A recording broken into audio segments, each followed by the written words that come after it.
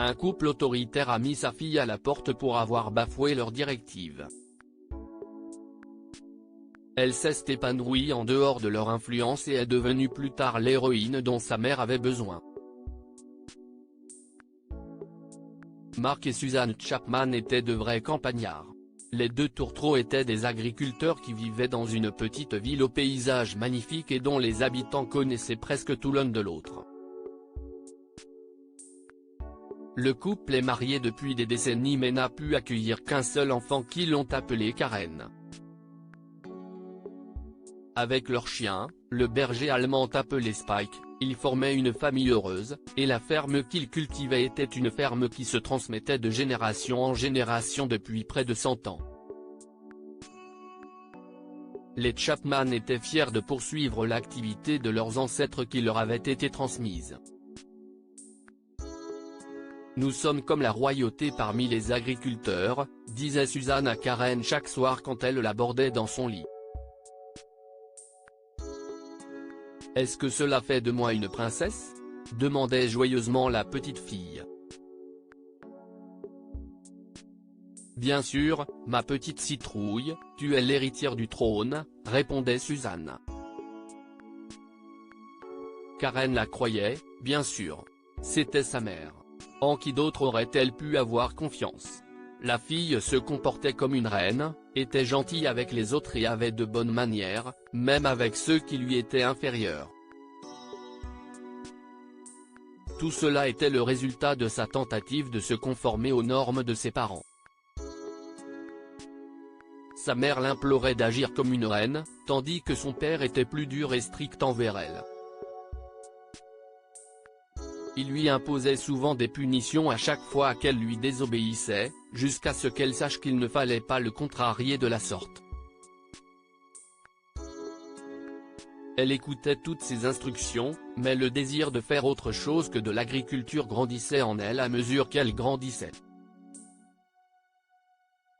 C'était la seule chose qu'elle ne voulait pas compromettre pour ses parents.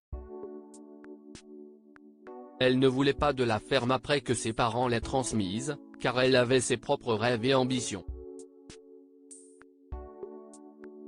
Je veux vivre dans une grande ville et me faire un nom, décide-t-elle un jour après une discussion particulièrement désagréable avec ses parents au sujet de la ferme. Les querelles se sont multipliées à mesure qu'elle grandissait, et lorsqu'elle a eu 18 ans, ils ont commencé à la mettre à la porte.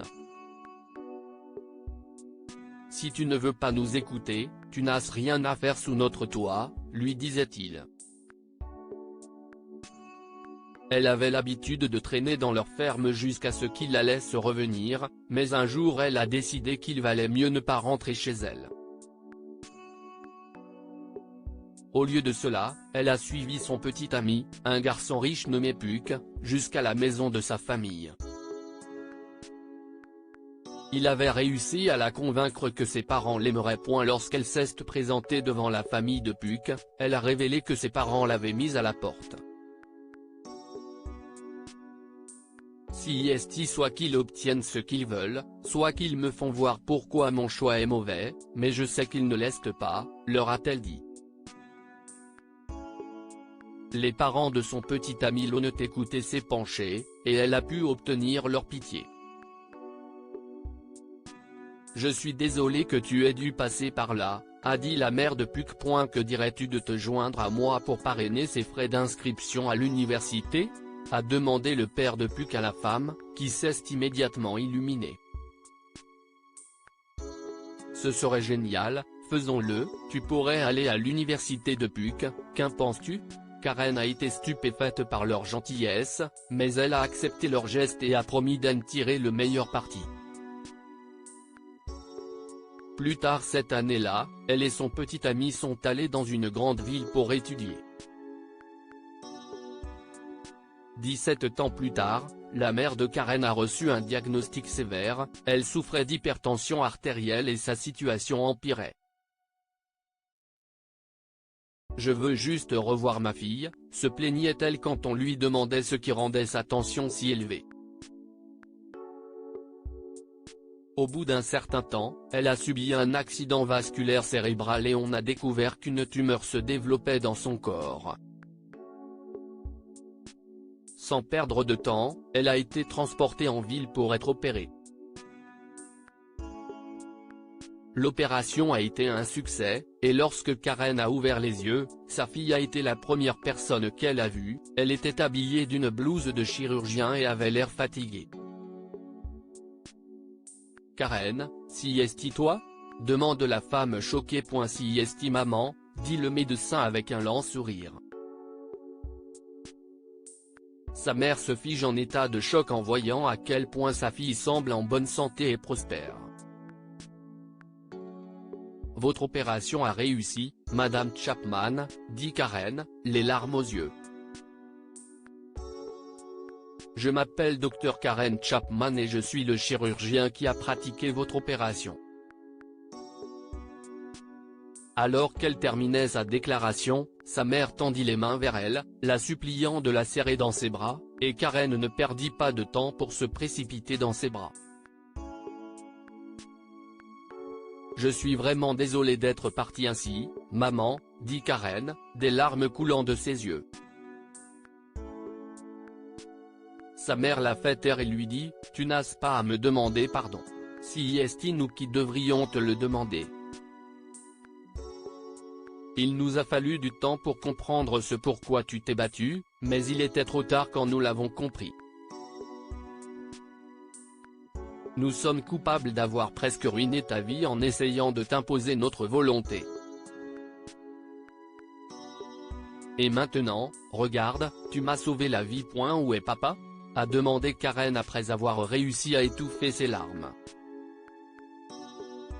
À ce moment-là, sa mère s'est remise à pleurer. Puis elle a dit à Karen que l'homme était décédé il y a 12 ans. Tout ce qu'il voulait avant de mourir, c'était s'excuser pour tout et dire qu'il était très fier de toi. Nous avons toujours été fiers de toi, mais nous ne pouvions pas le dire. S'il te plaît, pardonne-nous. Je te pardonne, maman, a dit Karen, et elle le pensait. À partir de ce jour, elle a passé le plus de temps possible avec sa mère, et elles se sont rapprochées au cours des années suivantes. Quoi avons-nous retiré de cette histoire? N'essayez pas d'imposer votre volonté aux autres. Marc et Suzanne ont essayé d'imposer leur ambition agricole à leur fille, et cela a rapidement creusé un fossé entre eux, car elles voulaient quelque chose de différent. Cela a entraîné un éloignement entre eux, qui a duré des années. Oubliez le passé.